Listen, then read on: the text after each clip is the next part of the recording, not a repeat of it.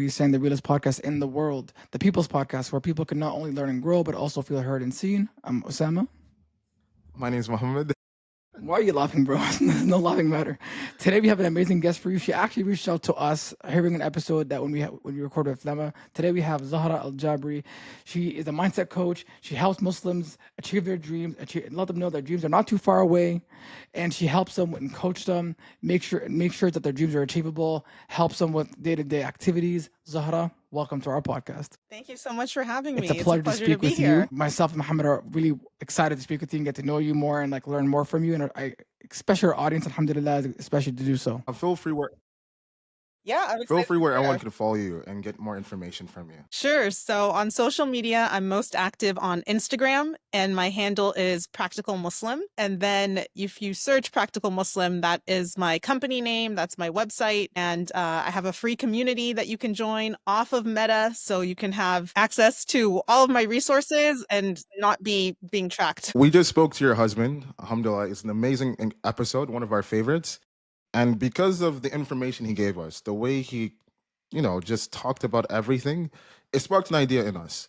So the whole theme of this episode is mindset, success, and faith. And how these different things, these different pillars, they overlay, they interact. And as you guys being experts and having practical Muslim, you're able to disseminate information in a way that's applicable, that helps a lot of Muslims on a daily basis. Us being young people, I'm trying to say that we're young, but we get a lot of questions, a lot of You're saying no, that no, I'm no, no, old. no, no, no. A lot of people Kidding. I accept my auntie status. I accept a it. lot of people ask about marriage, young brothers, young sisters, everybody wants to get married. Nobody knows how to go about it and stuff. Even then, when we talk about couples and ideal couples, obviously we look to the Prophet, peace be upon him, and his wives as well. Modern examples, it's always hard for people to figure out and what to do. Alhamdulillah, because of the episode we just did with your husband and how he talked about you and the reverence he had for you, I came with the idea with Osama, and I'm like, you know what? We're talking about mindset, success, and faith. And the answer he gave about you kind of interacts in those three different things. So, what we want to do is we just want to ask you 5 mini questions pertaining to you and your husband and to get a better dynamic and framework because I think the way you guys do your things, as far as number one, being a couple, having kids, being business partners, and still having the time to be devoutful Muslims despite all the obstacles is honorable, it's honorable, and I think it's something we could take from. So we're just gonna ask you 5 mini questions, and I think this particular exercise is gonna help us get a better understanding of what marriage looks like, success in it looks like, and how still with burdens and hardships, the investment in each other is what brings the ease over time. So number one, very funny question. What made you want to marry your husband, James? Okay. Not the direction I thought this podcast was going, but I love it. I love you guys taking us there. All right. What made me want to marry my husband, James? We went through a process of asking each other a bunch of questions. It was a book that we had gone through, which is now out of print. And we decided to basically replicate that book. So we actually ended up writing that book a couple years ago to pass it on to others. And in this book, we went through questions on every area of life, right? Money, career, kids, lifestyle, religion, family history, the legacy you want to leave, intimacy, all of these things. Basically, the answers our answers to each other to those questions aligned with the lifestyle and our worldview and the way that we approach things. There was things that we had to negotiate. There was areas where we didn't see eye to eye, where we disagreed. There was even a moment when we broke up, when I broke up with him because I felt that he wasn't hearing me. And essentially what made me decide to get married to him was how he came back after I said I was out. Right? Like basically we had been trying to work through something and I felt that he wasn't understanding my point or really hearing what I was sharing. And I was like, okay, well, you're not understanding, so I don't think this is going to work. And then he came back with like, okay, wait a minute. He took time, came back like, okay, I see what I did. I understand now. Actually, here's how I can adjust to be responsive to you. And basically, he corrected himself, right? Like, you guys have to come correct. The best advice I can give for men is that there's a lot of ego at play. There's a lot of just kind of not really understanding women because you hear so many stereotypes about us, and even your moms and your sisters, you don't really know them that well. Like, you don't need to know them that well. You don't need to know them intimately. Like, yeah, they're your sibling, they're your parent, you listen, whatever. So when it comes to talking to a woman in front of you, and now as a coach, I see it often, there will be a lot of things that men will just fill in from what society has told them. And most of the things that people are filling in about women are just wrong, right? And an easy way for you guys to appreciate this is think about how non-Muslims think about Muslims, right? They just assume, well, you do this and you pray like this, and oh, of course you don't drink, or you do drink, or you're one of the good ones, or you're one of the bad ones. And you're like, bro, like, get to know me as a Muslim. Like, I'm not these stereotypes that you heard of, being whatever, a bad Muslim, a good Muslim, a liberal Muslim, a terrorist Muslim, a conservative. You're like, hey, hold on, let me express how I actually practice. And that's literally analogous to what happens with women. Like, oh no, I know you're one of those gold diggers. You just want fancy things. And the woman's telling you, like, no, like, get to know me. Or I can tell you're so humble and you only care about religion and you only care if I pray. And she's like, just listen to what she's actually saying. Don't fill in. So essentially, like, the dispute or whatever, the tension that we had was around that. And he came back like, okay, I'm sorry that I'm just making assumptions about you. I hear what you're saying, and I'm going to respond to what you're saying, not with assumptions. And then he basically has never done that again. So it worked out. And then afterwards, what is about his character that he displays on a daily, quarterly, yearly basis that sees you in him as far as being the right person for you? Because as you talked about, that framing as far as what he had to do to be with you going forward is an adjustment. And a lot of people don't want to make that. So what is it about his character on a daily basis, you guys being together for a long time, that allows you to see him in such a high standard? Yeah, well, he's always been very kind, been very loving, been very generous. And that's definitely one thing that stood out to me when we met. He was a grad student, not a lot of money. I was also finishing up graduate school as well. And yet with whatever little he had, he would be like, I'm going to take you here. Or I'm going to buy you this. And I'd be like, that sounds like it's going to be all your money. It's like, it's okay. And not that I was asking him to spend all his money, but just like the care, the attention, the generosity that he had towards me was obviously endearing, right? Like, that's someone showing, right? Actions speak louder than words, showing that he loves and he's invested. And for the listeners, if you haven't listened to my husband's podcast, go and listen to it. But you'll hear probably that has a mixed background, that he's half white, half Algerian.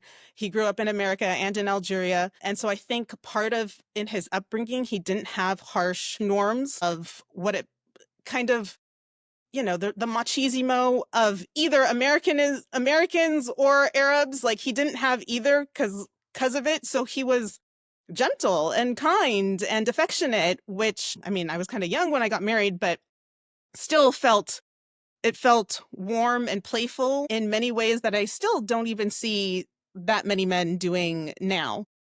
So I definitely appreciated his generosity, his warmth, his playfulness, and that was consistent over time. Like, even when, we had our tiff while we were talking and we were arguing, I was a little bit harsh about it. I was like, I don't want to hear from you. Like, he had already sent me an engagement ring. I was like, I put your engagement ring in the mail. It's coming back to you, whatever. And he never, got mad at me or like, raised his voice to me or whatever. He just came back with tenderness always. And then talk about his mindset, because as you talked about, like, this person was a PhD student, researcher, machine learning, artificial intelligence, entrepreneurship. Curiosity raves his intelligence as far as what he does and what he consumes on a daily basis.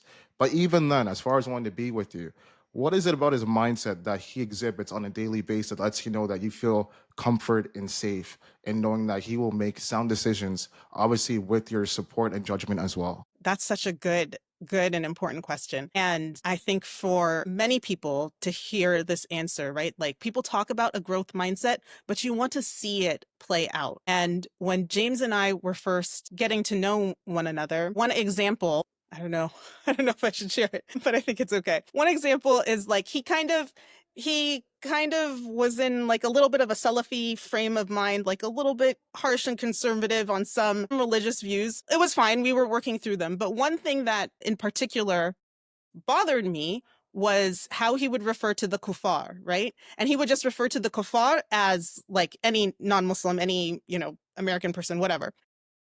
And anytime he would do it when it would apply to like someone specifically, like, oh, well, they're the kuffar. I was like, but you can't do that, right? Because the hadith is if you call someone a kuffar, then one of you is, right? It's either they are or you are. And because you don't know their heart and you don't know where they stand, and kuffar is more than saying someone is like not a Muslim. You're saying that they're a disbeliever. You don't know. You can't say that, right? It took him a while because like first I was like, you can't really say that. And then, then I was like, started to get really like a distaste for it. Like you can't just be calling people kuffar. Like I don't like that. And actually I don't think Islamically it's correct to do. And you shouldn't do that. And he really heard me on that point. And then like we had a conversation about it more so where I went in depth and then he stopped doing it.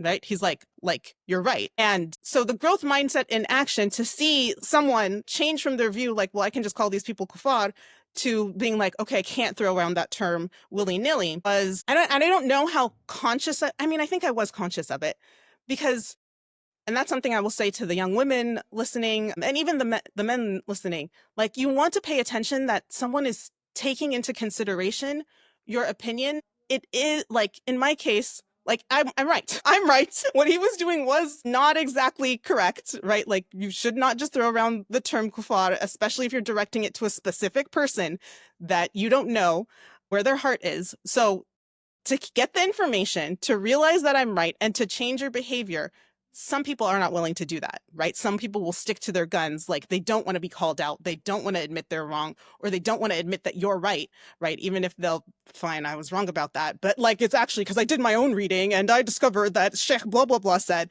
like, okay, like you can't, you couldn't have just listened to me. You couldn't have taken it from me, whatever. I mean, it's fine to do your own research, but then if someone comes back at you with the energy of like, well, it's not because you said, it's because that, but he was, as you've heard him speak of me, he's always held me in high regard. And I think that admiration, like it was mutual. Like I also hold him in high regard, but I think it's more common for men to be held in high regard. And he was a Rhodes Scholar. He's a PhD student. He, has this incredible backstory.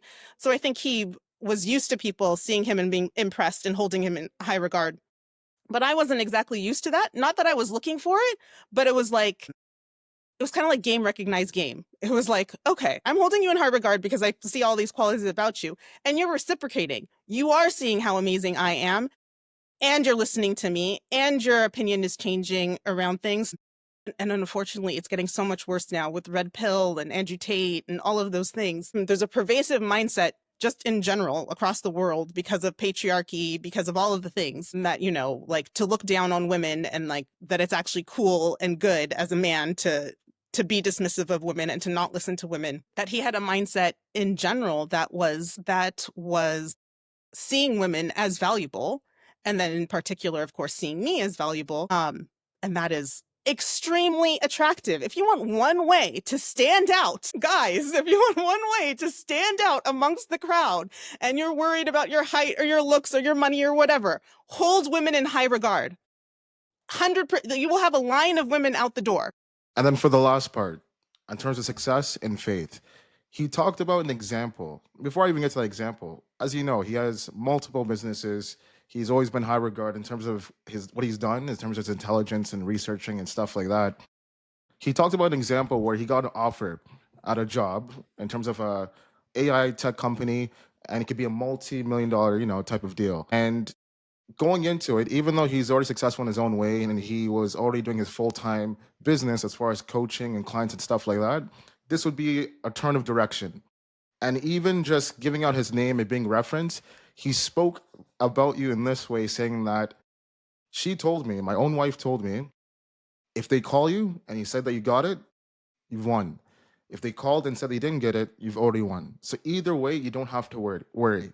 And you saying that essentially kind of took the burden off him and that sense of pressure, because as a man, you want to provide in all ways and different cost, no matter what. And sometimes when we talk about success and faith, we're always measured about what we're doing lately at the moment. So people feel, especially as if as a man, if you're not providing at the moment, food is not being on the table, money is holding back and stuff like that, you feel less than. You feel as less important, and you don't see yourself in the standard that, a society as that holds you to that type of standpoint. What how could someone, in terms of yourself, say such a thing that's going to make someone in his situation feel uplifted, less of a burden, saying that either way you've won, as opposed to sometimes couples, man or the woman, might be like, you didn't reach this goal, you're useless. You didn't reach this goal, you're not as good as your brother-in-law or your brother or your sister and stuff like that. Like, what made you give that sense of confiding in him as opposed to overtrotting burden? Okay. You guys are really good with the questions. So thoughtful. So, I mean, I've been on my own spiritual journey for a while, but one thing that I think I had even before that is, I mean, what you're talking about is, okay, you, so there's a difference between, okay, here, the thoughts are coming. Take your time. They're coming together. There's a difference between the result and the mindset, the intention. And what can happen for all of us, for even for towards our own selves, is we can become so fixated on the result that we disregard the mindset and the intention. And so like in the negative example, that will be like, if we're talking about money, I just want someone to make a whole bunch of money or like provide for money. And I don't care how you do it. I don't care if it's ethical or unethical or that it's burning you out or destroying your health. Like, I don't care. But when you separate those two, for yourself, and this is essentially what we do as coaches now, because of the spiritual journey that we went through and because that's how I realized that is how I'm achieving success. When you separate that, like, okay, I can have the intention to want to have a great job and want to do good work or want to start this company or want to do these things. And I have that intention and I put in the effort and I'm making progress daily. And then I can absolutely not achieve the result at all. But if someone's going to hold me to, to the result and say, well, you failed because you didn't achieve the result, or you're not that good, or what have you been doing all this time, or you just been wasting your time, or like you're just dumb or stupid. How did you not get this? Like you claim to have been working, but there's nothing here to show for it. Then you've missed part of it. Because the results are in Allah's control. The results we cannot guarantee. The result is impacted by influences outside of our ability to perceive and know about and our control. But what we do, how we show up, what we intend, what we want, what we work towards is in our control. So when you focus on that part, you're like, well, I showed up every day. I did da da da da da da da. Then you can be like, hey, you did your best, right? You did what, and again, your best doesn't have to be perfect and it doesn't have to be, people talk about consistency and discipline and all of those things, but don't make it this a crazy high standard that like, is just way too hard to achieve. But if someone is showing up day by day, committed to this goal and making progress on it, and then they don't achieve the result, then there's still so much value in that. And there's so much more that can be done by having esteem and regard for what they did do. And sometimes, we need to do this for ourselves, right? People like for a diet, for example, you're on a diet from weeks and weeks and nothing's happening and you just want to give up. And you have to remind yourself, like, no, just keep going. I've been so good drinking, a gallon of water every day and going on my hikes or whatever it is, right? To remind yourself. Or sometimes a friend needs to go, well, yeah, you haven't really lost the weight, but look at how disciplined you've been. Look at how someone else can do that for you. And so I find it, I mean, I literally now have made a career out of it, like to remind people like that's more valuable. Who you're becoming, what you're establishing for yourself, what you believe, what you stand for, where your integrity is, all of those things is the actual gain, right? That's why I was able to say that like you've already won, because when you've gotten that, you've already won. If you get the results also, that's an extra bonus, but we don't need the result to have achieved something. In the process of becoming, you've already achieved something. I'd like to ask you a question. So obviously you're a mother, you have loved ones, you're a daughter. If you have siblings, you have siblings. So in this question, as a mindset coach, one of the hardest things to do is to drift someone's mindset. Now, as a mother, you can probably help drift your kids' mindset because you're a mother. They could be scared of you. Oh, mom is like. But what is your job as a mindset coach when you're dealing with someone who you know is not related to you? They come from a whole different part of culture, different background, and you know that they're struggling. As you said in your bio, which I love, you did things the right way, but your dreams could still be far. So how do you work with your clients in terms of allowing them to drift their dreams, knowing that they're not related to you? Sometimes they could have an ego. They're like, oh, this person may not know what they're speaking about, or they're a sponge. So how do you cater your sessions with your clients, and how do you break it down? And how do you also, I guess, an addition question, how do you pick your clients that who do you want to work with? Right. Yes. So you do have to identify if someone is coachable for sure, because some people are not coachable. They do not want feedback. They do not want to look internally. They don't want to hear what you have to say. And so someone who's not coachable, you can't coach them.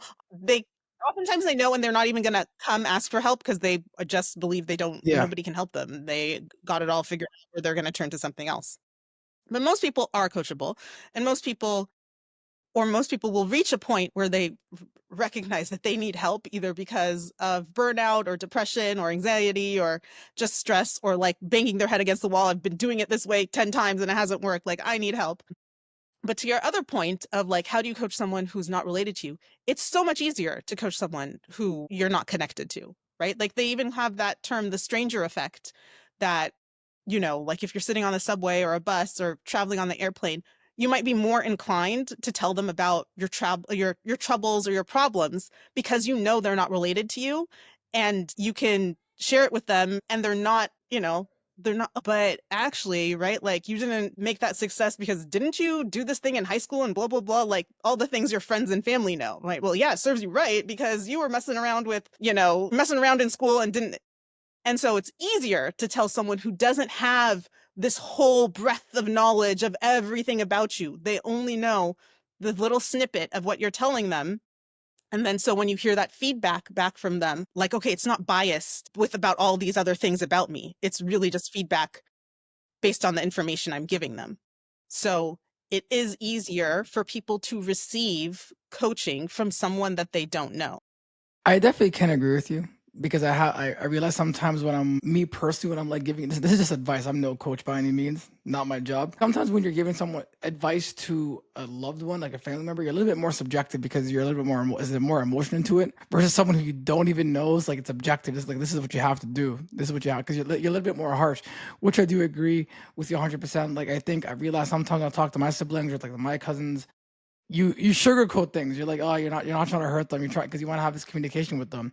So I guess it kind of leads me to my next question: is it more of Islamic? Switching gears here. But one of your posts I actually loved. It says you might miss Allah's guidance because it will likely present itself as scary, inconvenient, expensive. So it seems to me this post is kind of like more vulnerable about you. What is the importance of you being vulnerable sometimes with your clients? Because a lot of these people do, as I said, they do come from different backgrounds. Sometimes just giving them like, oh, you have to work hard. Like we mentioned Gary Vee with your husband episode, and he like I don't like it when a lot of coaches say, oh, you got to work hard. Well, great, anybody could say that, but like, what's the like the importance of you being emotional, vulnerable with your clients so they can also connect with you as well? Yeah, yeah. I mean, absolutely. As a coach, like, my first client is myself, right? It is from the self-coaching that I did that I arrived at some things. Of course, I also had other coaches and mentors and spiritual guidance, but I am my first client. And one of the main things I think that all coaches possess, but that I have developed or honed since a very young age, which I think is what led me to coaching and makes me a really good coach, is my fundamental, it's not even understanding, it's just a complete recognition that we're all the same. Like, we're all the same. So, sometimes when people sometimes are telling me like, oh my God, you shared that, or that made me feel like, oh, how did you? And it's because I don't have any embarrassment around it because I know that's you too, right? So when I first came online, and one of the things that I shared was that I was resentful towards Allah. I felt like God was holding out on me, and I was angry towards Allah. And people were like, oh my God, like, why are, like, you can't, we love Allah, right? Muslims, like, what are you saying? Like, you were angry at God. And I was like, you know what? We're all thinking it. We are all thinking it. Everyone, if what I realized is like, if I feel this way, I know that everyone feels this way. I'm not even going to say someone. I know that everyone feels this way. So I'm not going to be embarrassed to say it when I know that's what you're thinking too. And I know what helped me was when I admitted it to myself. When I was holding it and like, no, alhamdulillah, I'm so grateful. Like, Allah, like, I have a blessed life. I live in a beautiful home. My parents have been so kind. I didn't suffer any trauma or abuse. Why would I say that? Allah is being so merciful to me. When I was doing that to myself all the time, I felt worse and annoyed, and I wasn't reaching my goals and I wasn't making any progress. And when I finally was like, no, God, like, I'm mad. Like, what are you doing? Why aren't you giving me the stuff that I want? And that's when I was like able to be like, okay, it's because of this and it's because of this. And I was led somewhere when I just was honest with myself. So that I'm like, okay, let me come and be honest with everyone so you guys can be honest with yourselves, because that's going to release something with you. So the fundamental belief of knowing that whatever I share, everyone's going through it. So then I'm not scared to share it. I'm not scared to share, like, I really struggle with motherhood. Motherhood is so hard for me. I feel tired and overwhelmed. I know all the mothers are feeling that way, right? I'm resentful towards Allah. I know everyone's resentful towards God. Everyone has some gripe that, like, I worked hard and I didn't get this. Like, it's just a universal experience. So what makes me be vulnerable is that when I was vulnerable towards my own self, right? Because I realized I was hiding from my own self. When I was vulnerable to my own self first, and then even to Allah, because Allah already knew anyways, it's not like anything was Exactly. hidden from him. So when I allowed it for my own self, and it made me feel better about myself, it enabled me to actually build a real relationship with Allah, and it shifted my life. So now I want to offer other people that same opportunity, that same gift. And you actually can only make the mindset shift when you Yeah. expose the truth. You cannot make a shift in darkness, in secrecy, and in lies that you're just telling What towards I love to yourself. touch on, the first thing you said sparked an idea. You said you're your first client. So when you talk about yourself, so what steps did you take, for example, like before you even became a mindset coach? Of course, you probably told yourself, I want to become a mindset coach, maybe because you're great at speaking, giving advice, you've helped people. What did you have to do to prepare yourself to get to that point? Because a lot of people could say, for example, you probably heard it yourself. Well, I'm an entrepreneur, but okay, what did you do? So what steps did you take to dig deep emotionally, mentally, physically, and spiritually? Again, what steps did you take to like kind of build yourself to the person you are today? I've always been a kind of curious, inquisitive person. I've always journaled. I have my old journals from when I was like in elementary school. Journaling has definitely helped me writing out my thoughts. I've been a reflective person, so reflecting and asking myself why and trying to like, I have a desire to understand. I'm very curious and I have a desire to understand. And part of it too is my upbringing. I grew up in white suburbia and my parents are African immigrants. We were one of the few Black families there was like 5 Black people in my high school of about 2,000 people. The rest were white, Hispanic, Asian. So it wasn't completely all white, but there was very few Black people. And then at our masjid, we were the only African family. There was no Black American Muslims and there were no African Muslims. There was only Desi and Arab. So one thing I developed very early on was the ability to relate to people and see our commonalities and see what makes us the same, because I had to do that my whole life, right? Otherwise people are like, oh, do you do that too? Like, oh, the stereotypes, either because I'm Black or the stereotypes because I'm Muslim or the stereotypes because I'm an immigrant, like having to be like, I'm growing up here in America just like you. I'm doing all the same, eating mac and cheese and chicken nuggets like you, playing soccer, all the things. There's some things that are universal, and like learning to relate those shared experiences so that I could belong and I could have friends and I could, get along with people, and also make people feel comfortable, not be intimidated that you're different. Like, no, I'm just the same, doing the same things. So that training of always looking for the ways that I connect and relate to people, obviously it was like survival thing to fit in and belong and make friends and grow up in white suburbia.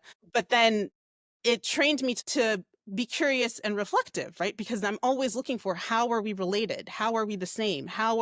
What's the shared experience? What's the common, oh, we're both embarrassed, but I'm expressing my embarrassment in this way because I'm a minority, and you're expressing your embarrassment in this way because you're white and you're going to lash out and attack me instead. Like, oh, but I can understand the emotion here.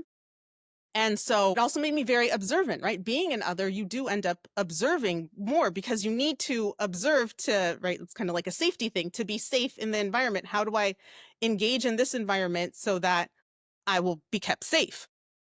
So being observant, being curious, being thoughtful, being introspective was my background training, right? The training that Allah put me through to end up in the position that I'm in. And then the practices I did, like I said, from young was always journaling, asking questions at the masjid and at Sunday school to like until I actually got an answer. Because you know the aunties sometimes they didn't know what they were just reciting things they didn't know, trying to find the answer. But that's essentially the preparation. I'm just trying to think because being a coach is really you're studying human nature and you're studying what makes people the way that they are. So if we think about even like nutrition coaching, right? Someone comes to you and they're like, I need to lower my cholesterol, but I can't stop eating high cholesterol foods. Now I can't even think what's high. Oh, like meat and Yeah, burgers, yeah. right? That's high cholesterol. High fatty foods. I'm like, oh God, I'm using an example. I have no idea. And you can tell them, right? Oh, well, you've got to cut your cholesterol. So you shouldn't be eating any more meat and don't eat saturated fats and blah, blah, blah, blah, blah. They know that. It's not an information problem. They know that. So as a coach, then you're trying to understand why. Why are you still even though even though it's now harming you, even though it's, raising you're going to have to be on medication or someone like diabetes and why? You have to understand why. So to be a coach, you have to be a student of human nature.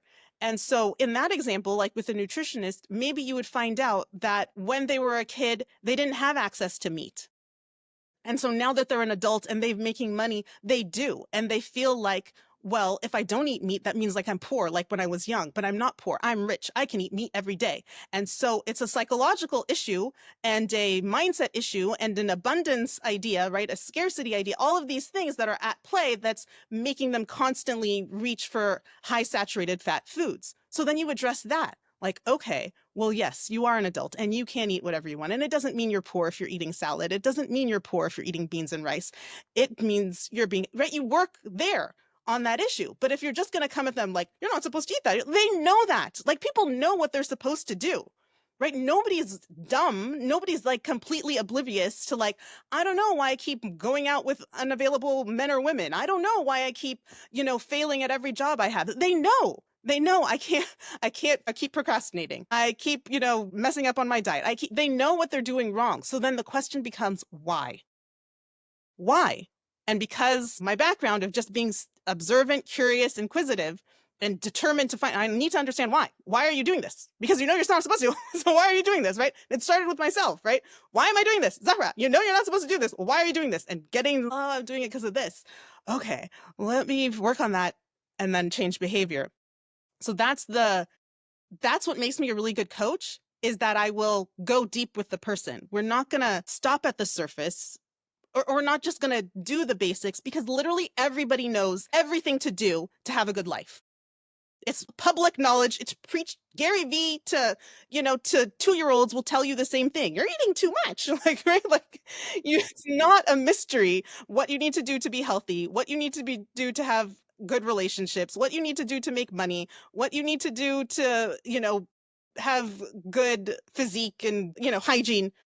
Everyone knows. So, but why aren't they It's doing it? true. It's totally true. It's amazing how you touched about your upbringing as far as being the only African family in the white suburbs. It's funny because I could totally relate because that's been my life for the past like 20 something years. Ironically, that's how we actually met because I grew up in a predominantly black neighborhood. And then my parents, you're like, you know what? We want to do better and make sure our kids are protected. So we moved to a white suburb, yeah, predominant city. And doing that was a shocking and as far as culture, perspectives, and norms. I just remember like being used to the sounds of everyone outside, fire alarms, ambulance, police sirens, stuff like that. Everyone just laughing, having a good time. To the point where I moved to this new place at the age of 6. It is so quiet. I can hear my own thoughts. I think as if I'm always dreaming wherever I'm walking. So I'm like, this is not real. And I go from being the norm to an outsider. So everyone's asking me what I'm wearing, my hair, touching it, it's spongy. Why do you talk like that? You can't say yo and all that stuff. Teacher saying Mohammed. I'm like, you're saying ham on purpose. All these different things. And we meet each other at the age of 6. And that commonality, like you said, both being Muslims, I'm Ghanaian, he's Palestinian, and realizing that we're both rare and are both our background perspectives. That commonality of us being an outlier made us realize that this thing, as far as I don't know, a sense of belonging and who we are, we can use that to empower ourselves as far as finding that common ground with others, learning from them, the truth about others and how they teach and practice and what makes them special. And through that, we do see the gaps as far as society and how it's constructed and what we could do to be better amongst each other. You talked about also writing, journaling, and as most people would say, the aspect of writing your thoughts down, going back to it, whenever something happens, good or bad, just putting it on paper is very therapeutic. Essentially, we had a guest once upon a time, and he said a very important line. He said, "I'd rather take it out on paper than you." And I remember when he said that, me and him, we looked at each other because like you've never heard that before. Anytime an issue is brought up amongst people, spouses, verbal gymnastics, people won't speak to each other for years and months, as opposed to an outlet, as opposed to a source that's not gonna, say you're wrong, that's not gonna hurt you, that's not gonna forbid you. It's only gonna allow you in and you're able to seep out your thoughts. So growing up, talk more about your background. Growing up, you and your family, that sense of belonging, what Islam was growing up, and what did writing do for you? Like what is journaling so important for you at that time period in your life? Yeah. Okay. So beautiful. So my parents are from Kenya. I was born and raised here in the US. I am the oldest daughter. Part of writing was I have two younger siblings, and I'm about 5 years older than my sister and then 8 years older than my brother. In some ways I had to fend for myself. I'm being the oldest. And so my first friend was myself. My first friend was like to write it down, right? By the time my sister was old enough to like, okay, like have some dialogue here, right? Like I was like 10 and she's like, okay, she's 5 now. But that's still a little kid for a 10-year-old. So I would turn to writing and to sort things through. And my parents, mashallah, they were the founders of the masjid in our area. Inshallah. So they worked really hard to make sure we did have a sense of belonging and did have a community, right? They were the only African family, and they were like spearheading these efforts. And my dad, all the masjid politics that I would hear about, like only now am I fully Working. appreciating like how much politics he had to go through. And I didn't even appreciate that there was probably an element of racism in there. But at my young age, the Muslim community was the place where, oh, I am accepted. It wasn't until later that I realized there's still racism in the Muslim community. But in the beginning, that's not how I saw it. So my parents always being focused on the dean, instilling it within us. They weren't like very conservative or super religious. I was actually the first person in my family to wear hijab. I started wearing hijab when I Inshallah. was in college. Then my sister wore it, and then my mother wore it, I think. Or I don't know who came next after me. But even though they're not like conservative, they were always about the deen, about Islam. We are Muslim, right? Like that type of a thing. And I talk about a lot for the Muslim girls may relate more, but like just the idea of being that good girl. I really wanted to be that good girl. And so my upbringing, right, when I learned about Islam or I'd be in Sunday school, like, oh, I want to go to Jannah and I want to, heaven's at your mother's feet. I want my mom to be proud of me. I want to be accepted and belonging in this white community. So I'm going to be smart and I'm going to be thoughtful and I'm going to be helpful. And my mom, was like the most generous, loving, helpful person ever. So also looking up to her and wanting to to mimic her example, and at the same time having resentment for for having to be so helpful and giving and caring, right? So this idea that I wanted to be this good girl, I wanted to be good and I wanted to do things right and I wanted God to be happy with me, I wanted my parents to be happy with me, um played a huge role in shaping, like, I was just like a little goody two shoes girl, right? Like, I don't know, that's just the shorthand way to say it. And that's played a huge role in me becoming a coach now and unraveling those things now, because I worked so hard to be good, right? To stressing out when you're like a tween about your prayers. And like, there was a time, I think in high school, where when I was finally at that point was like, okay, I need to be serious about my prayers, but I haven't prayed for however many years I hadn't prayed for.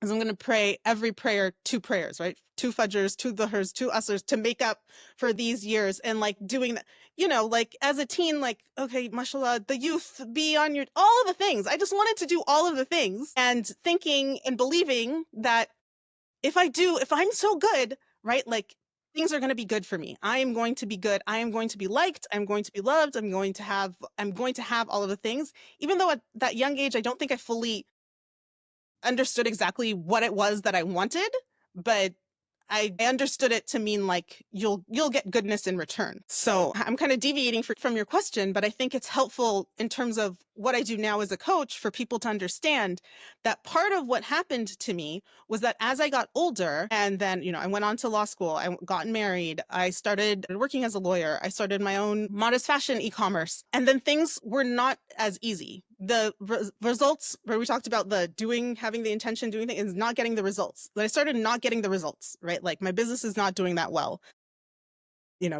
James was making money, but we're not like buying that house. We're not going on those trips. Where are these results? I have been good. I have been good my whole life, right? I didn't talk to anyone before I talked to James. I was like, I didn't talk to boys. I did all the things, right? I never drank alcohol, never ate pork, never all the things, right? Cut myself if I was backbiting, go and repent, do all the things.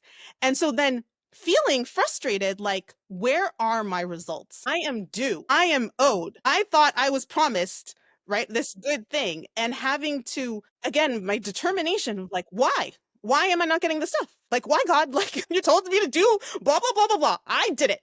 Right. And it was that led me on the spiritual journey of like realizing that I treated Islam like a checklist. And if I just go down and check everything off this box, then I'm going to get the prize at the end. And then when I'm not getting my prize, right, I'm like a little kid throwing a tantrum. Like, what the heck?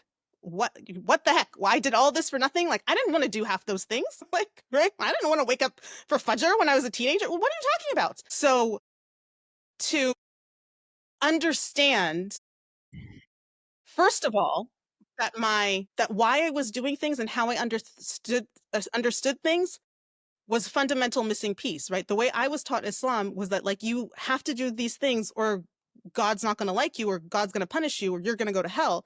So you're doing them to appease God. And now understanding that you do these things for your own self. You do these things because it benefits you right now. You waking up for Fajr benefits you right now. Like it gives you mental clarity. It gives you space and time in the morning where you can like access yourself literally in a divine state, right? In those early hours. All of these things that that Allah has prescribed for us is for us. Allah doesn't need our worship.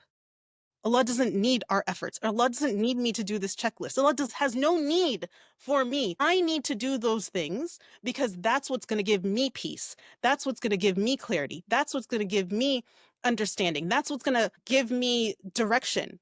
Make it clear to me where I'm trying to go, what I'm trying to do. So my upbringing as this little good girl who's trying to fit in and then feeling the frustration of not receiving what I thought I was due and wanting to understand that disconnect basically leads me to coach people who are in that same position, right? The people who have done good, or even not necessarily don't have to be as goody two-shoe as I was, but just this feeling of like, what's the point? What's the point of all this? And why is this checklist so long? And why do I have to do all of these things? And where are my results? How is my results connected to my work? And how can I be happy when I don't have the result? You're telling me to still be grateful. Okay, alhamdulillah. Like, I'm saying alhamdulillah, but no, where's my $1 million? Like, then I'll say alhamdulillah, right? Like, no. So how do you actually say alhamdulillah when you don't have the things that you wanted? And understanding now what that all means. Which kind of sparks a question for me. You mentioned you were a lawyer. You mentioned you obviously, Allah Mabarak, you worked so hard to get to where you are right now. Now, leads to my next question. Is a director, obviously his point, whether he's a comedic director, dramatic horror director, he wants to get a reaction out of you. author wants to get a reaction out of you. A painter wants to portray a picture and wants your feeling. You as a mindset coach, you have changed many lives. People who come to you depressed, sad, they didn't believe in themselves, you believed in them. What message are you trying to portray for the audience who is listening, for the people through your mentees who are being mentored by you or coached by you, sorry? What is the message you're trying to portray and share to the world? Such a good question. You know, your youth threw me off. You guys are deep, mashallah. I love it. I love this for you. The thing is, we're not as young as people think we are. We just look young. Well, that's good. Enjoy the youthful look. And I love the depth because we need to take things deep. Yes. What am I trying to portray? I believe that what I'm good at, what Allah subhanahu wa ta'ala has blessed me to be good at, and that I am to help people see or realize or understand is that they are powerful. That they are powerful and that they are supported. And that the only thing disconnecting them from the power and the support that is available to them is messed up ideas about who they are, who Allah is, and how the world works. And that if, we call it the three pillars, right? Yourself, Allah, and the world.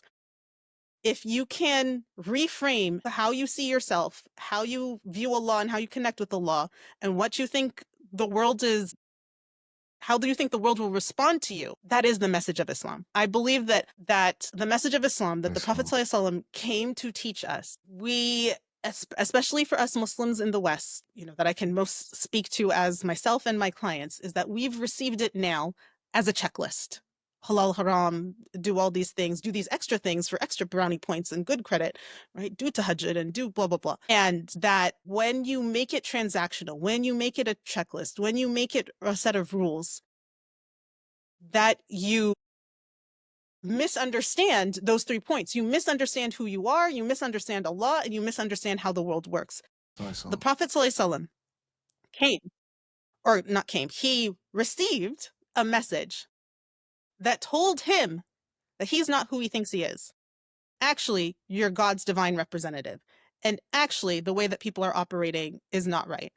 And actually, you're going to tell everyone this. And then the first group of followers, right, the early Sahaba that he had were, like a ragtag group, right? You had some slaves, women, a lot of poor, lower tribal class status people. Of course, you did have Abu Bakr and some noble people. But it was this eclectic collection of people. And the Prophet ﷺ spent 13 years in Mecca shifting those 3 things for this group of people to the point that they then saw themselves as scholars and warriors and leaders and business people and, ambassadors. Some of them were sent to foreign nations to be ambassadors. That then transformed the Arabian Peninsula and then the entire world. That is the capacity that Islam has to do for us, that it's supposed to come and make you look at yourself and not see yourself, right? Oh, I'm Ghanaian. Oh, I'm Palestinian. I'm oppressed here and I'm discriminated there. And oh, I came from this background and I moved from this place to that place. And no, you're God's divine representative. And you are important and valuable. And everything you say and do matters. And every goodness and kindness and, thought and belief and intention that you set is important and has power to shift your life and other people's lives. So now what are you going to do? What are you going to do about it? And that God's supporting you. God's supporting you to be victorious. There is no excuse. There is no force against you. There is no power or might greater than Allah, and Allah is with you. Allah is closer to you than your jugular vein. So now what? And I believe that that's what I'm here to remind people of, remind myself first and foremost, and remind us all, because we're literally at that point in history. like we're literally at that point in history. Like the Ummah is weak. We're the second largest population on earth, and we're just a bunch of weaklings. We're rich. There's wealth in the Muslim community, millions, billions of dollars in wealth in the Muslim community. You wouldn't understand it. You wouldn't know it. It looks like we're weak losers. The intellect, the hard work, the work ethic, the inventions in the Muslim community, tremendous.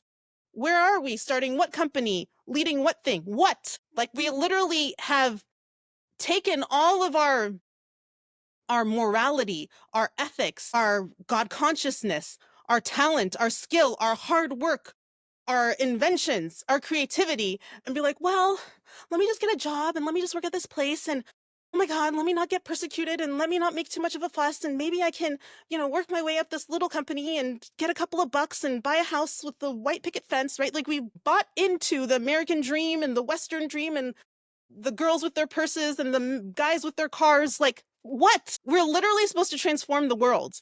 And when we don't, the world is on fire. Literally, multiple genocides, just multiple atrocities on every front, destroying the planet, climate change, everything, you name it.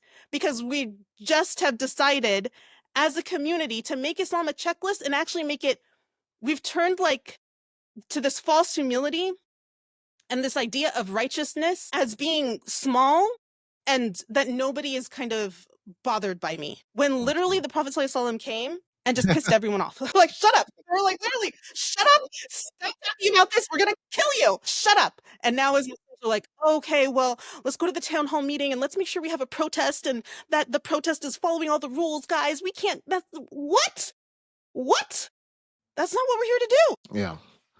This is something he talks about all the time. I know he has an answer already. Yeah. And the thing is, your answer is very thought provoking because obviously we just interviewed your husband and you just talked about three aspects: yourself, Allah subhanahu wa ta'ala, and how you see the world. Everything we asked him, he always tied it back to how it connects to Allah first. And the one thing he said that threw me off was like, we as the Muslims, we see Islamic YouTube as Netflix. And when he said that, I was like, oh no, this guy. I was like, I was like, no way did he just say that. And number two, I am actually a victim of that time to time. And it's like, because he talked about not only do you see it, but implement like action.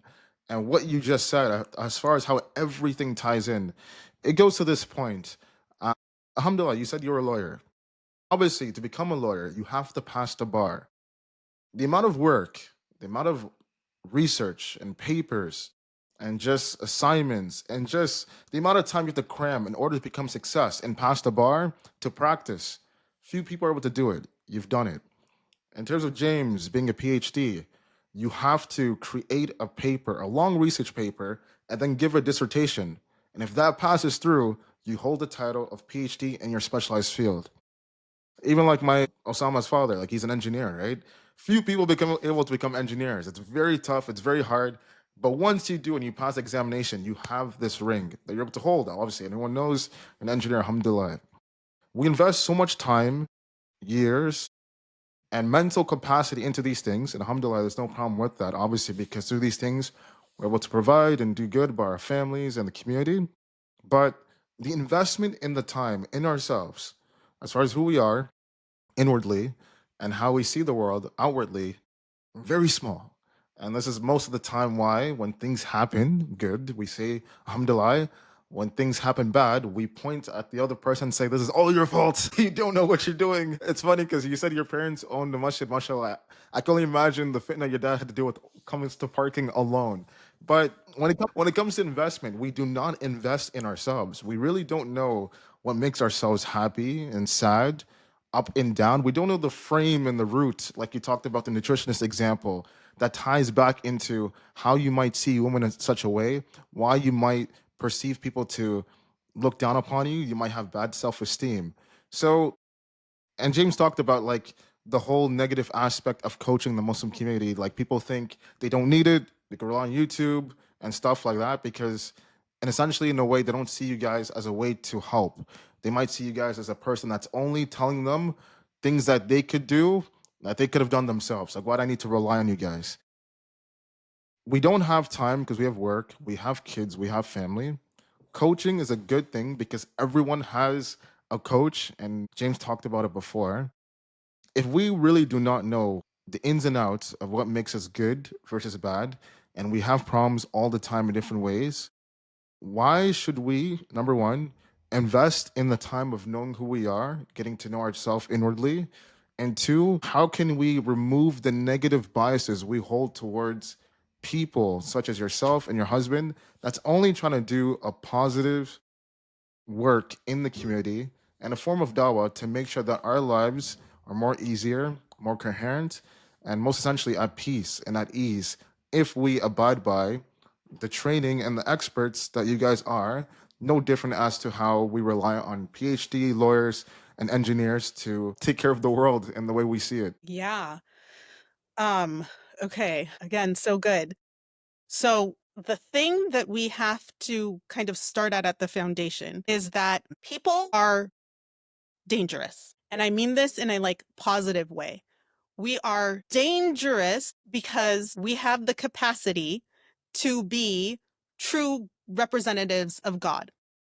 And there is a vested interest in this dunya alone. So the world, the dunya, as not letting you know that, right? So I'm not even talking about before you even get to the people, the non-believers or people like that. Just this dunya is a veil already from us knowing our true power and our true nature of who we are, right? We all are Bani Adam, created for Jannah, will inshallah return to our true home in Jannah. This is just a temporary home that we were not made for.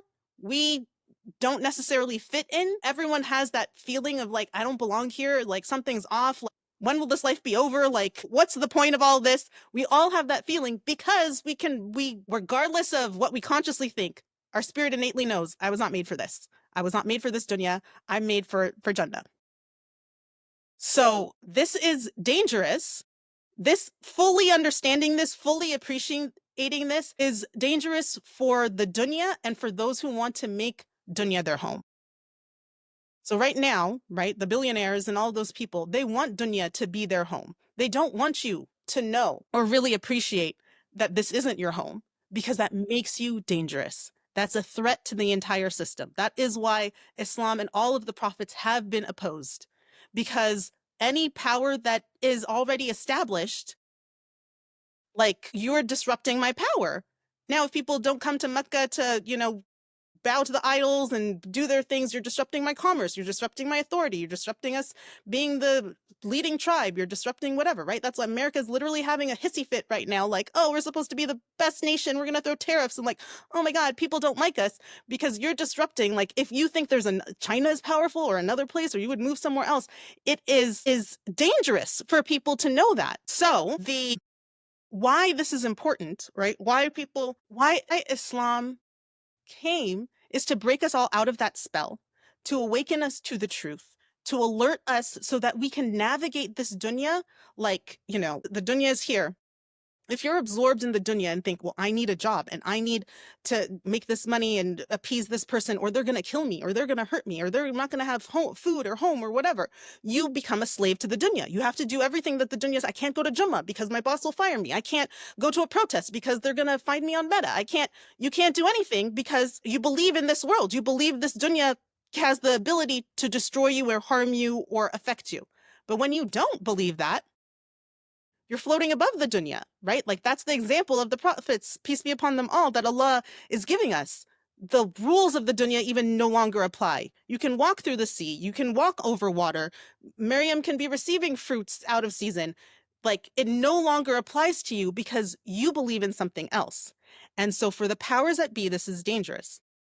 So why is it important for us to have this awakening? Because without this awakening, you are sucked down by the gravity of the world. The gravity of the world literally pulls you down, depresses you, pulls you into this anxious, stressed state that you now are a slave to the world. And Allah did not create you to be a slave to the world, a slave to the dunya. He created you to be a slave to Him. And as a slave to Him, you have ability to rise above the dunya, manipulate the dunya, create things, engage in the world in a different way, in a different capacity. So there is a vested interest in the dunya and the powers that be to have you feeling that you're right here on the earth as a victim. And so the victim mentality is bred into all of us from the beginning. From as soon as you're born, your parents, their parents, all of them have gotten that training of sit down and shut up, right? Like, just be quiet and do what you got to, keep your head down, work hard. All of those messages is a victim mentality. Like, you can't affect the world. Like, you were born into, well, now the job market is like this. Oh, the economy is like this. Oh, the climate is like this. There's nothing you can do. This is what it is. And you've got to just accept it and try and do the best that you can, because you're just a little guy in this dunya.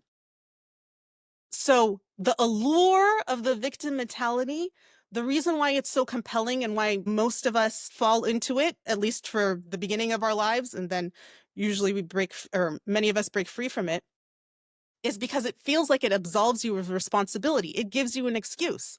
Well, my company didn't work out because they're discriminating against me and that's why I couldn't raise. Or my marriage didn't work out because, well, my parents are divorced and all of these, so I never knew what a good relationship looked like. So that's why I couldn't have a good relationship. You have a ready-made excuse for everything. Anything bad that happens to you or that you don't achieve or that you say you're going to do and you fail at, you can easily point to something and people are like, oh yeah, that's true. Yeah, that does suck. Yeah, the economy is really bad. Oh yeah, the food all in America, so much processed food. It's so hard to eat healthy. It's too, fresh fruit is too expensive. Everything. People will believe you. Absolutely. So that's just very appealing. Why do I need to take ownership of my life and be an agent and try and rise above where everyone will agree with me here and then also not even expect anything of me? Just alhamdulillah, do whatever you can. It's okay. It's hard right now. It's hard right now for everyone. So this is extremely alluring. So then you have a person like me or like James, or there's many people, thousands of people, millions of people who we break free, whatever. Allah is guiding each of us through a breaking point, through you can call it a rock bottom moment or just a spiritual awakening or through whatever it is that you go through that makes you, basically you get so frustrated with this story. Like, this can't be it. This can't be it. Because I see other people achieving and getting things and making things happen. So it can't, and that person was divorced. Their parents were divorced and they were divorced 3 times and now they're married the 4th time. Like, what? Like, can't get married. Or that person did start a company. Or that person did raise. So there's lots of also evidence coming into kind of cracking at your victim mentality. Like, it's not true, but you're trying to make sense of it. But then many people will reach the point like, all right, I've got to figure this out because I'm getting tired of my own excuses. Like, I've got to do something about it. And that's where coaching can be really supportive, because you do need a guide. All of the prophets were a guide to their people, a guide out of that way of thinking, right? That, well, I'm just a slave, or I'm the lower class, or I'm a woman, or I'm whatever, that the Prophet ﷺ is guiding them out of, you can't see yourself that way. You can't think about yourself that way. Let me guide you out so that you can rise above. And then he had a nation of people above the dunya, manipulating the dunya to become, whatever, the Ottoman Empire, all the golden age of Islam. So it's so important for us to recognize where we are in the journey. Some people are still in the victim state, and that's okay, because I think we all spend some time there, and we also can oscillate back and forth. But when you're trying to come out of it, it's so important to have a coach or a mentor or someone to support you, because, like I just said, everything in the world is set up to kind of suck you back down. So if you don't have some support, and if you're not with a group of people who are also times to support you so that you can help each other rise up and stay up, and if someone falls, pick them back up, you're just easy pickings. You're easy pickings for the dunya, you're easy pickings for the shaitan, you're easy pickings for capitalists, the capitalist system, all of these things that want to, right, the powers that, again, know how dangerous it is when you are aware of this, then it does become, right, like a good there is no need for billionaires. There is no need for this classism. There is no need for racism when we all understand that we're all divine representatives of Allah. But for those people who are benefiting from being above other people or gaining more wealth, they don't want you realizing that, because then how will they make their money? How will they have their yacht? How will they exclude this people from that land and take over these resources, right? Because they believe in the dunya and they want to have dominion and control over it. And so they need you to believe in it too, so they can do that. When you are not as invested in the dunya as they are, like, damn it, right? The best example, our best modern day example, is Muhammad Ali and Malcolm X. And Muhammad Ali is a little bit easier of an example because he had that dunya success, right? He had that he was the heavyweight champion of the world and he was admired and he was like on TV shows and getting movie spots and all of these things. And then they're like, well, and then he says, okay, I'm not going to fight in the Vietnam War. Like, oh my God, well, we're going to strip your title and we're going to send you to jail and we're going to do all these things. Like, you got to believe in the dunya. We're going to punish you in all these ways. You're going to be down here. And he's like, bro, like, what do I care about a belt? What do I care about? Like, I'm not going to go kill innocent people in another country because so I can keep a belt, so I can have a couple paper bills in a bank, in a building. Like, what are you talking about? I don't care about that, right? He's above the dunya. They tried to knock him down, right? Knock him down. What happened? Literally the greatest, the GOAT, the original GOAT. I know nothing about boxing. I hate to watch boxing. I know Muhammad Ali. Yeah. So you become dangerous, right? They cannot extract from you. They cannot make money from you. They cannot get you to fight in wars. They cannot get you to, I need a new car and I need the latest thing and I have to switch jobs 10 times. Like, I don't care. I don't care about any of this. You guys, you billionaires who care about going to space, go do it by yourself. Right? We know that we all fantasize of having a small little commune community where we take care of each other and everything would be fine. Who needs, and now, China, I love China exposing the real cost of how everything is made. Like, this is just a scrap of leather. $30,000 Birkin is a scrap of leather and your Nikes are $1 for us to produce. Like, these things that you're trying to hierarchy, it's right. And Allah has already told us that, right? The soul of a person, the significance that we hold, like this dunya is not even the weight of a mosquito compared to us. And so when we hold that similar view, like what I'm going to kill someone so that I can have what? Some paper, a bag, a car, what? That you are dangerous. So having a coach, going through this process, working through this, there's a lot of forces that don't want you, to realize, don't want you to begin the journey, or maybe let you begin the journey, realize how hard and scary it is and fall back down, continue the journey, right? And then like actually achieve the journey. Because when you achieve the journey, you're a legend. You're Muhammad Ali. Any person who achieves the journey, they have to be killed. Muhammad Ali didn't have to be killed. Malcolm X, it doesn't even matter your religion. Martin Luther King, right? Once you realize what is actually at play here, So I don't know if that answered your question, but coaching is so powerful and so important. And many people, even your own self, will want you to resist it. Your own self will want to resist it just because it seems like it's comfortable and easier to be in the victim. Well, it's not my fault. Well, it's not my fault. That just seems, you're telling me it's not my fault and I got to get up and get all these things done. Like, that's really scary. And I've got to oppose the world, right? Like we all love the idea of Muhammad Ali, but the reality of what he went through, there's actually something happening right now. I don't know when this will air, but there's a YouTuber, an Instagram girl called Miss Rachel, and she's like a children's she's like a children's educator, an online children's educator who's gained millions of followers by making these cute videos for children or teaching parents how to teach their kids to read or whatever. Just a very wholesome children's educator. And I think when she first initially started, she didn't really know, but she supported the children of Palestine, right? She was like, oh my gosh, it's horrific for any children to be murdered, to be killed. Like, my heart goes out to Palestinian children. Like, this is wrong. This is bad. And I don't think she fully understood the full context or any of those things or whatever.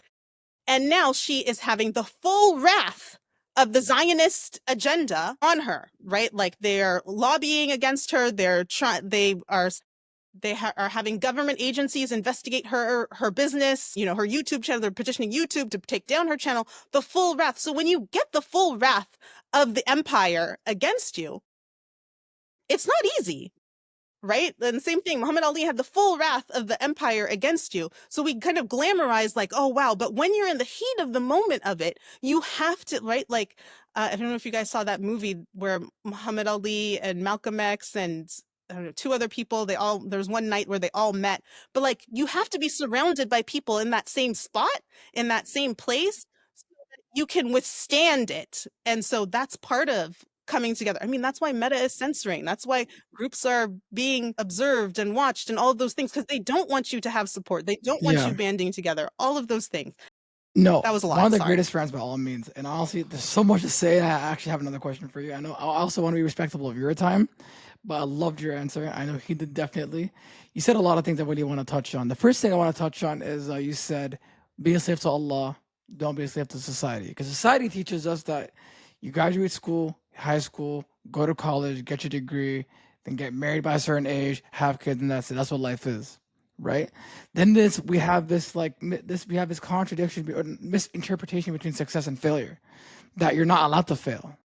But as a mindset coach, you probably tell your client it's okay to fail, because like no entrepreneur, no one has not failed. You mentioned Muhammad Ali, Malcolm X, all these human beings that you mentioned have failed, right? But sometimes your failure can be deemed a success down the road when you look at it in a different perspective. You being a mindset coach, almost fighting society, having to kind of reiterate the terms of success, failure to your clients, and let them know that you don't have to follow what society says. You need to do what you need to say, right? Because you just obviously mentioned that. How do you go about that? So we have a whole program. So our main program is called Limitless Life, and we guide people through a framework where you shift your view of yourself, right? So shifting how you see yourself, how you identify yourself. Do you identify yourself by your labels, by your titles? I'm smart, I'm shy, I'm an introvert, I'm a daughter, I'm an immigrant. Or do you identify yourself through your divine holy nature, right? So we go through a process, and you have to go through a process of that, because it's hard to let go. Your whole life you've been told you're these things, and now we're going to switch and say you're not those things. It can be disorienting for people, and so you go through that.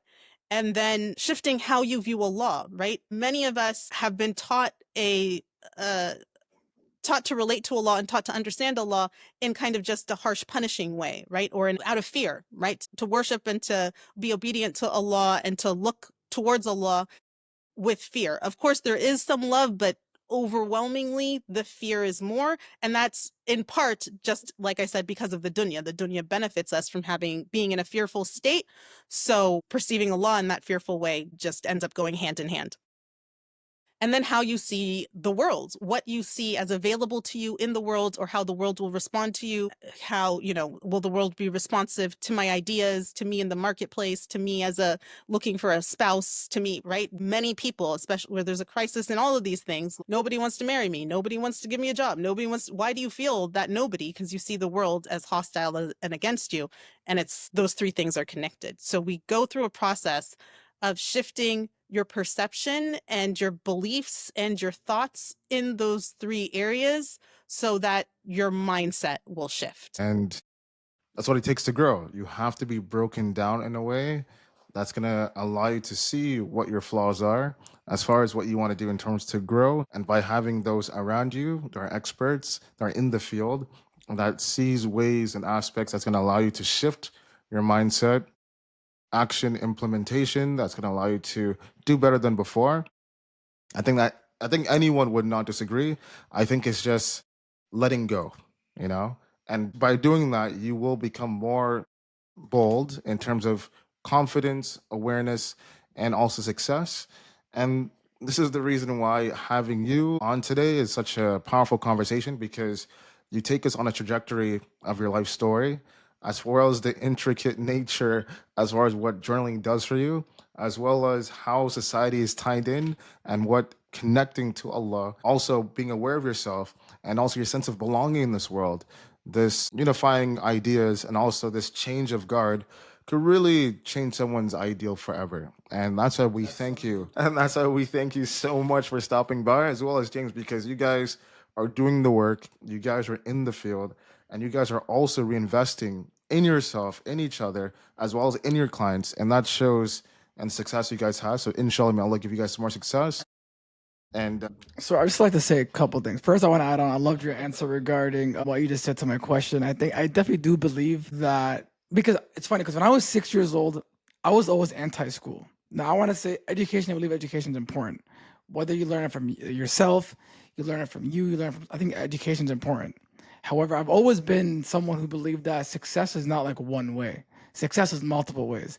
Makes sense. It's like math. If I tell you, give me the number 6, you're gonna be like, okay, 2 times 3, 1 plus 5, 8 minus 2. You're gonna tell me different ways of getting the number 6. Similarly, I think success works the same way. And I think what works for one other person is not gonna work for the other person. And I feel if everybody's listening to it, you're gonna pause this podcast right now at a minute, an hour and 6 seconds. Follow Zahra, follow her, support her, watch her with all her journey. And if you are looking for a coach and a coach to because you feel stuck, you feel like you need help with your journey, please go shout her out. This goes to everybody across the board, to all the 86 countries that are watching us. Make sure you follow her right now. Before we close off the statements, if you want to let people to know where they can follow you, any new projects you have, anything that you're doing new, by all means.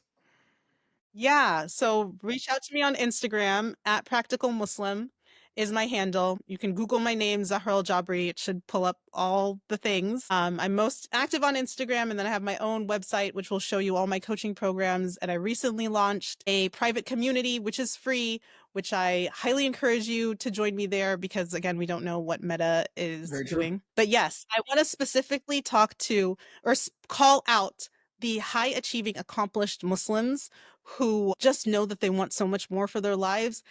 Not only their lives, but also what they want to see in the world, right? The justice, the peace, all the good things that you want to bring into the world, and you're feeling stuck or you're feeling stagnant. You're in a very precarious, you have a bullseye on you, basically, right? The world wants you to be disillusioned. The world wants you to be frustrated and give up. The world wants you to fall back in line because of your intellect, because of your work ethic, because of your morals.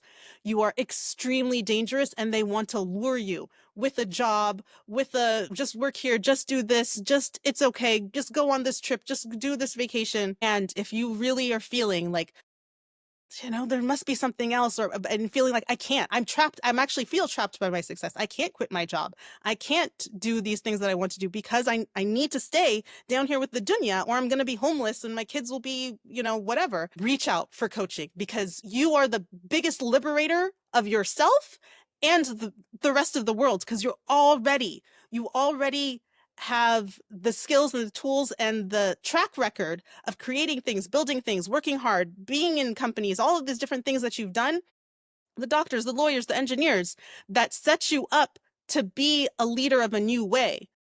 But they're going to try and either tie you down with golden handcuffs to stay where you are, or demoralize you that nothing you're trying to do is working. So just settle and forget about it and just try and be humble and be obscure. And I want to speak to that person, like, come call me, because we need you, the world needs you, you need you, your family needs you, and coaching will support you. Essentially, to be a smaller Muhammad Ali. You don't have to have that big of a spotlight or a target on you, but we can all definitely shine want a to do little a part brighter. 2 with you, inshallah. Maybe a part 3, because I have another idea in terms of bringing you and different coaches and like having like a coach discussion and kind of, speaking to the world. But we'd love to do a part 2 with you because I feel like we have more to talk about. But thank you for coming on. We appreciate you guys, and inshallah we'll see you next week. But before you leave, please just give me 1 second. I want to thank you so much for coming on, by the way. You're so incredible.